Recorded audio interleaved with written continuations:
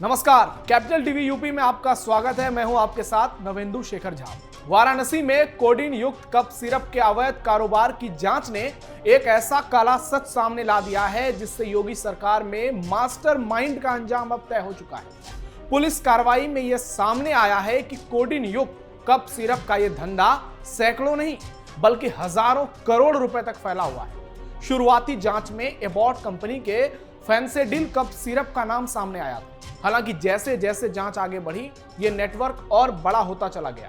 अब क्लियर हो चुका है कि इस अवैध कारोबार में सिर्फ फेंसेडिल ही नहीं बल्कि लेबोरेट कंपनी की कफ सिरप समेत कई अन्य कोडीन युक्त कफ सिरप ब्रांड भी बड़े पैमाने पर इस्तेमाल किए जा रहे हैं। ये पूरा रैकेट यूपी से लेकर पश्चिम बंगाल और वहां से आगे बांग्लादेश तक फैला हुआ था, जहां इन सिरपों की तस्करी नशे के तौर पर की जा रही थी। कोडीन सिरप कांड में खुल रहे बड़े बड़े राज, बड़े नेताओं का हो रहा तिहाड़ का रास्ता तैयार, देश भर में जुड़े दहशतगर्दों के तार, योगी सरकार ने बजा दी ईंट से ईंट। वाराणसी में हाल ही की 2 छापेमारियों ने इस नेटवर्क को सबके सामने ला दिया है। पुलिस और खाद्य सुरक्षा एवं औषधि प्रशासन यानी FSDA की टीम ने रोहनिया क्षेत्र में एक पेंट के गोदाम पर छापेमारी की, जहां स्कफ कफ सिरप की 75,000 शीशियां बरामद हुई। इस सिरप को सामान के बीच छिपाकर रखा गया था ताकि किसी को संदेह ना हो। इसके अलावा रामनगर थाना क्षेत्र में भी हाल ही में 30,000 शीशियां स्कफ सिरप की बरामद की गई। दूसरी बात है कि 18 अक्टूबर को सोनभद्र में पुलिस ने चिप्स और नमकीन के पैकेट्स के बीच इसी ब्रांड की कफ सिरप को ले जाते हुए पकड़ा था। इन घटनाओं ने यह साफ कर दिया कि यह नेटवर्क न सिर्फ सक्रिय था बल्कि बेहद संगठित और तकनीकी रूप से सक्षम भी। इन छापों के बाद अब इस मामले में एक और बड़ा नाम सामने आया, ऑनरेक्स का। यूपी STF की रिपोर्ट में इस ब्रांड के कफ सिरप का भी जिक्र किया गया है। इससे यह साफ हो गया कि यह पूरा कफ सिरप रैकेट सिर्फ 1 या 2 कंपनियों तक सीमित नहीं था, बल्कि यह एक बड़े ड्रग डायवर्जन का खेल था, जहां कई ब्रांड और कई राज्यों के गिरोह शामिल थे। इसी वजह से यह मामला अब हजारों करोड़ के अवैध कारोबार का रूप ले चुका है। प्रवर्तन निदेशालय यानी ED ने भी अपनी जांच तेज कर दी है और वाराणसी, लखनऊ, जौनपुर समेत कई ठिकानों पर शुभम जायसवाल के करीबियों के घर पर छापे मारकर डॉक्यूमेंट्स खंगालने शुरू कर दिए हैं। मुख्य आरोपी शुभम जायसवाल और उसके साथियों पर अब पुलिस का शिकंजा कसता जा रहा है। वाराणसी पुलिस अब इस मामले में NBW यानी गिरफ्तारी वारंट की प्रक्रिया शुरू करने वाली है। इसके बाद शुभम और अन्य फरार आरोपियों को भगोड़ा घोषित किया जाएगा और उनके खिलाफ बड़े से बड़ा एक्शन लेने की भी तैयारी बहुत जल्द की जाएगी। 2 आरोपियों पर पहले ही 25-25 हजार रुपए का इनाम घोषित किया जा चुका है, जो इस बात का संकेत है कि पुलिस इस मामले को गंभीरता से ले रही है और उसकी कोशिश है कि इसे जल्द से जल्द अंजाम तक पहुंचाया जाए। अब चलिए समझते हैं आखिर ये पूरा कफ सिरप कांड है क्या और कैसे यह व्यापार धीरे धीरे हजारों करोड़ के अवैध ड्रग नेटवर्क में बदल गया है। यह पूरा मामला अचानक शुरू नहीं हुआ। सूत्रों के मुताबिक पुलिस और FSDA की ज्वाइंट टीम पिछले 2 सालों से लगातार निगरानी कर रही थी। शुरू में उन्हें पता चला कि कोडीन युक्त कफ सिरप का बड़े पैमाने पर अवैध डायवर्जन हो रहा है। कोडीन एक ऐसा केमिकल है जो खांसी और दर्द के इलाज में उपयोग किया जाता है। हालांकि इसके दुरुपयोग की रिपोर्ट लंबे समय से देश के कई हिस्सों से सामने आती रही है। पंजाब जैसे प्रदेश में इसे नशे के तौर पर लंबे समय से इस्तेमाल किया जाता रहा है। जब जांच टीम ने पश्चिमी यूपी के इलाकों पर ध्यान दिया तो पता चला कि इन सिरपों को यहां से पश्चिम बंगाल और फिर आगे बांग्लादेश तक भेजा जा रहा है। पश्चिमी यूपी इस नेटवर्क के लिए सबसे आसान और सुरक्षित माना जा रहा था।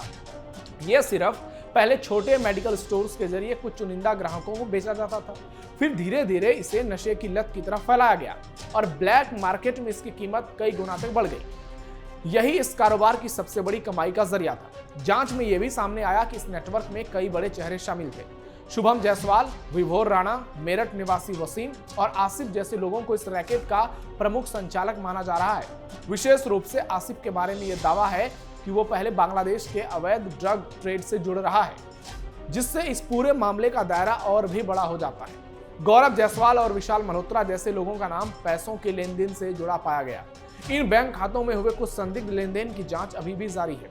कुछ कॉल रिकॉर्ड्स डिटेल में ऐसे नंबर भी मिले हैं जो राजनीतिक व्यक्तियों या उनके करीबियों से जुड़े हुए बताए जा रहे हैं। हालांकि इन पहलुओं की आधिकारिक पुष्टि अभी तक नहीं हुई है। हालांकि इन खुलासे के बाद इस कांड का सियासी तापमान भी बढ़ गया है। जैसे जैसे जांच आगे बढ़ी, रैकेट से जुड़े कई लोग अचानक सक्रिय हो गए। कुछ ने अपने फोन बंद कर दिए, कुछ फरार हो गए और कुछ ने सोशल मीडिया अकाउंट्स डिलीट कर दिया। ऐसा भी बताया जा रहा है कि जैसे ही कुछ बड़े किंगपिन की गिरफ्तारी की संभावना बनी, रैकेट को बचाने के लिए एक संगठित कोशिश शुरू की गई। कुछ पूर्व पत्रकारों, फ्रीलांस रिपोर्टरों और सोशल मीडिया इन्फ्लुएंस के जरिए ऐसी खबरें फैलाई गई, जिनसे जांच पर सवाल उठे और आरोप लगाया गया कि प्रशासन निर्दोष लोगों पर कार्रवाई कर रहा है। हालांकि जांच एजेंसियों के पास कॉल डिटेल्स, बैंक ट्रांसफर, फर्जी लाइसेंस दस्तावेज और गोदामों से मिली भारी मात्रा में बरामद सिरप जैसे ठोस सबूत पहले से ही मौजूद थे। जांच अब इस बात पर केंद्रित है कि इतनी बड़ी मात्रा में सिरप की निकासी और परिवहन के लिए लाइसेंस कैसे जारी किए गए। सूत्रों का कहना है कि लाइसेंसिंग में बड़े पैमाने पर अनियमितताएं हुई। कई फर्जी डॉक्यूमेंट्स के आधार पर मेडिकल होलसेल लाइसेंस जारी कराए गए और इसमें प्रभावशाली लोगों की भूमिका पर भी सवाल उठ रहे हैं।